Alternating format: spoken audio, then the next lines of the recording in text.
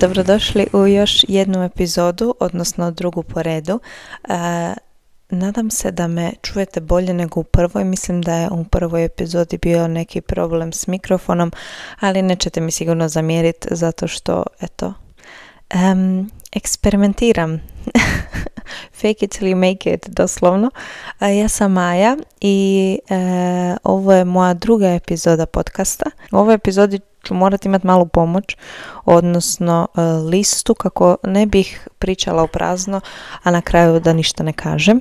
Ova epizoda je u principu neki uvod u treću epizodu, u sljedeću epizodu, u epizodu nakon ove, gdje ću odgovarati na neka pitanja koja ste me pitali na TikToku i Instagramu o Njemačkoj općenito, ali i o mom poslu i šta ja to točno radim. Tako da ću iskoristiti ovu epizodu kao neki mali, tako reći, uvod u to sve, a i da podijelim s vama zašto ja mislim da je dobro odseliti se bar na neko kratko vrijeme van svoga grada, odnosno izaći iz te neke svoje komfort zone i izaći iz neke svoje svakodnevice, promijeniti svakodnevicu i jednostavno upoznati sebe van tih nekih okvira i okoline u kojima smo bili do tog trenutka dok se ne odlučimo negdje odseliti, jer ja prva sam sebe najviše upoznala kao osobu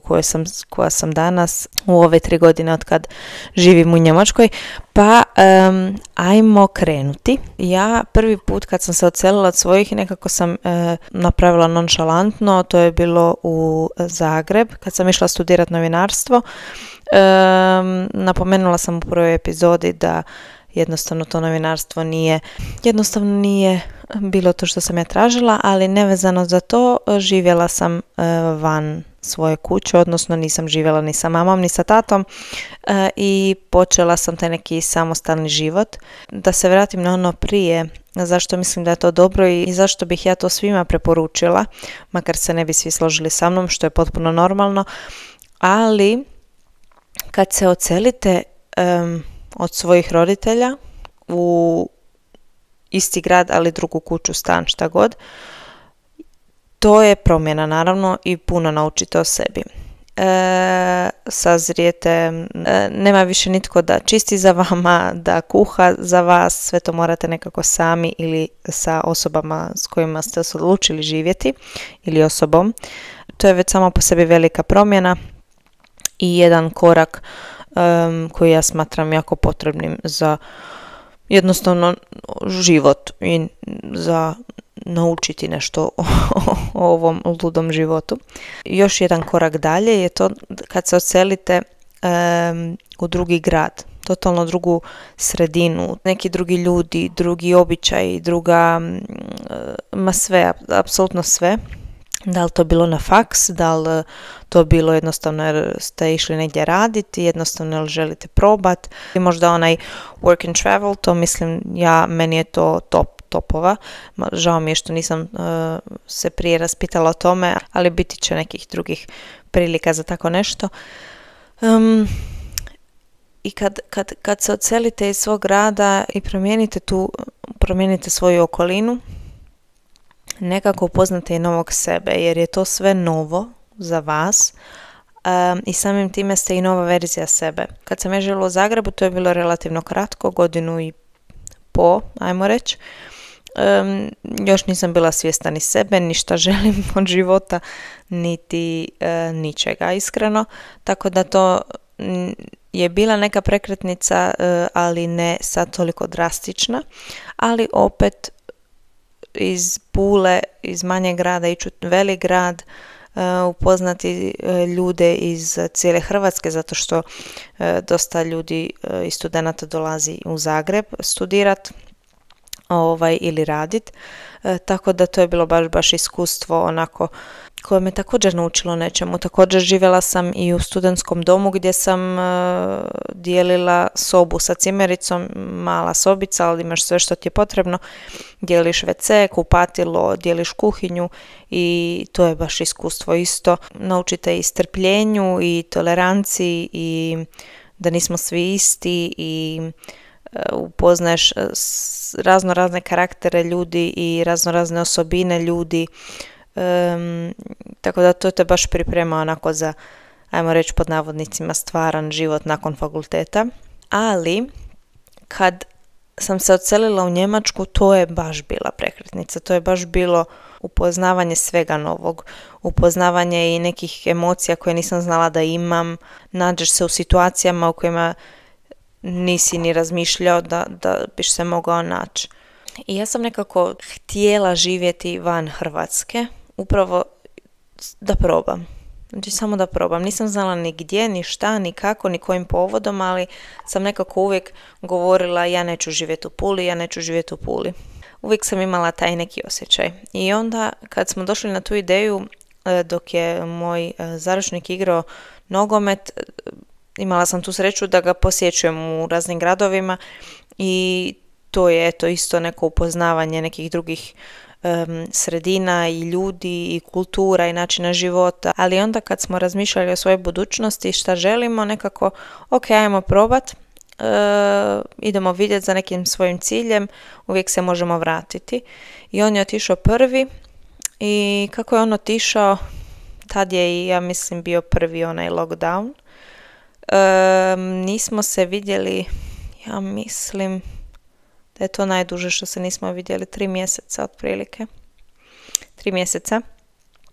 I nekako je to, ta godina mi je baš, pamtim je po onako nekim velikim stvarima, ali ništa pretjerano lijepo se nije desilo u toj godini. U toj godini je i naša mama imala automobilsku nesreću. U tom trenutku kad je mama stradala, sva sreća Keno je isto bio uz mene, nije tad još otišao u Njemačku.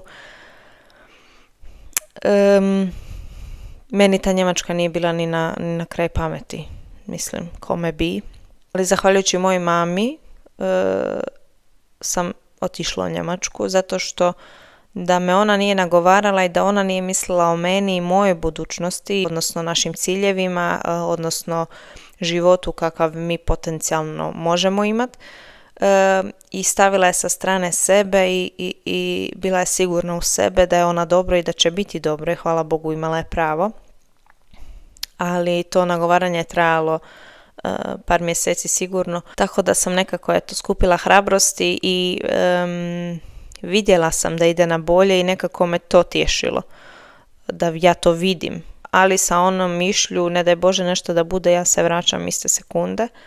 Sva sreća, bilo je sve kako treba, prošla je još neke operacije, ali nije bila sama, nije bilo lako usredotočiti se na neki život koji želiš sagraditi dok ti je onako iza u glavi cijelo vrijeme nešto i nešto ti jednostavno ne da se skroz opustiš. I do nedavno nisam ni mogla. Do nedavno sam se stvarno onako mučila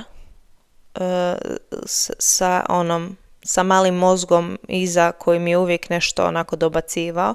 Eto, to je jedna stvar koju me, na primjer, ta selidba u drugu državu promijenila me. Ta selidba u smisao da budem jača nego ikad i da nema toga što ne mogu nositi na leđima. Definitivno je jedna od stvari koju naučiš kad se odseliš i zbog čega mislim da je to dobro, bar iz mog iskustva, je to da te definitivno ti ta selidba da neku snagu i da mogu reći da jednostavno uspiješ, da ne bude uzalud to što si tako daleko, da znaš s kojim si ciljem došao, pa makar da nešto naučiš o sebi.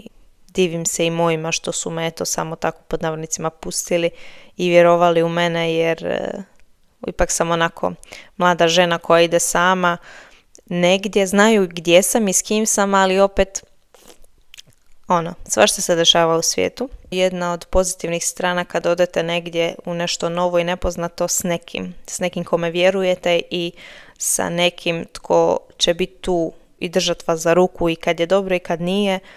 Tako da što se toga tiče baš sam zahvalna i imala sam tu sreću. par riječi šta sve naučiš kad se odseliš. Puno stvari ovdje i dole u Hrvatskoj nije isto, kao ni u jednoj državi, svaka država ima nešto svoje, ali ako ovdje smo savladali tako te neke, sad kad unazad gledam, male probleme, u smislu tražiš stan i kad smo krenuli pa zdravstvene, pa sve ti je na njemačkom, nema tu, ne može tebi niko na hrvatskom ništa napraviti, tako da nas je to baš naučilo da se snađemo i ako nešto ne razumiješ, neko da ti prevede ili Google Translate ili Google ili ovo ili ono ovoga, tako da ako smo tu te neke stvari prevazišli, naučili i snašli se, danas sutra ako se vratimo u Hrvatsku, mislim da će to biti onako mačji kašalj za nas. Tko god prođe ovako sličan put i život onako van svoje države, nebitno di, nebitno tko, nebitno šta, ali definitivno onda kad dođeš u svoju državu, u svoj grad, među svoje ljude, upoznato, ne postoji ta prepreka koju ne možeš preći, a prešao si je u tuđoj državi, među tuđim ljudima, pričao si strani jezik, morao si se snaći rukama, nogama, tako da puno naučiš ti i strpljenja i upoznaš nove ljude, njihov način života, osamostališ se na maksimalno, znači ono što sam rekla, ako se tu snađeš i pređeš te neke prepreke, nema mjesta gdje se nećeš snaći, znači to je ono, da te baci bilo gdje, snaći ćeš se. Ajde da još jednom samo sumiram na koji sam se način ja promijenila u ove skoro 3,5 godine i na koji način me ta selidba promijenila i život van Hrvatske na koji me način promijenio. To je definitivno to da sam dokazala sebi koliko sam jaka i hrabra, da sam zahvalnija nego ikad u životu na svemu što imam, odnosno da se bolje izrazim na ljudima koje imam u životu i prilikama koje imam u životu i koje će tek doći. I definitivno da sam nova verzija sebe, da sam zrelija i da čišće i čišće razmišljam u svojoj glavi i sve više znam šta ne želim. I za kraj bih voljela dati savjet nekome tko želi probati raditi, ajmo sad uzeti Njemačku kao glavnu, zato što sam ja tu, ne mogu pričati za nijednu drugu državu. Ako nešto stvarno želite, uvijek ima neki način kako da se to i ostvari. Ja ne mogu reći kako je doći i ne znat nikoga, jer smo mi stvarno imali njegovu obitelj tu i to nam je bio veliki plus što se tiče toga da nismo bili izgubljeni. Moj savjet je da ukoliko želite probati živjeti van Hrvatske, da se definitivno samo dobro raspitate. Danas na internetu imamo sve, tako da se definitivno dobro raspitajte. Što ste više informirani o onome što želite, to će vam biti lakše donijeti odluku jesam li ja za to ili nisam. Zato što ovo nije za svakoga. To što se ja nisam učila u smislu jer sam imala gdje doći, odnosno pod navodnicima krov nad glavom, ne znači da neke druge stvari nisu bile teške, izuzetno teške, dan danas su teške. Tako da full morate u glavi imati realnu sliku o tome gdje, kako i šta, zato što sam ja prva bila malo onako što kažu delulu i nisam mislila da će mi biti toliko teško. Ako nemate nekoga s kim bi krenuli na taj put i tu novu avanturu i to nešto nepoznato, morate biti izuzetno informirani kako bi donijeli odluku je li to za vas ili nije, jer ja sam imala u sebe nekoga tko mi je, kažem, držao ruku kad je bilo teško i ja njemu, tako da definitivno je to plus. Nekog sad posebno savjeta da vam ja kažem, napravite to i to, stvarno nema. Barem ga ja ne bih mogla dati, zato što, kažem, svaka priča je individualna i svačije želje su drugačije, ali prvo što možete napraviti je to da se informirate i da vidite je li to nešto za vas ili nije. ili počnite od malih stvari, to da se, ne znam, odselite u drugi grad, ne mora biti odmah druga država. Ako već želite probati nešto novo i neku novu avanturu i maknuti se iz te svoje komfort zone. Hvala vam na slušanju. Nadam se da ste uživali u ovoj epizodi. Sljedeća epizoda je, kao što sam i najavila, bazirana nekako na mom poslu i čime se ja bavim, kako bih odgovorila na neka najčešća pitanja, a možda i nekome dala neki onako vjetar u leđa ili savjet ili šta god. Slušamo se i gledamo sljedeći tjedan, svaku subotu u 10 sati uz vašu jutarnju kavu možete slušati i gledati mene. A do tada se družimo po društvenim mrežama. To bi bilo to od mene. Želim vam jako lijep ostatak dana ili večeri kad god ovo budete slušali ili gledali. Bye!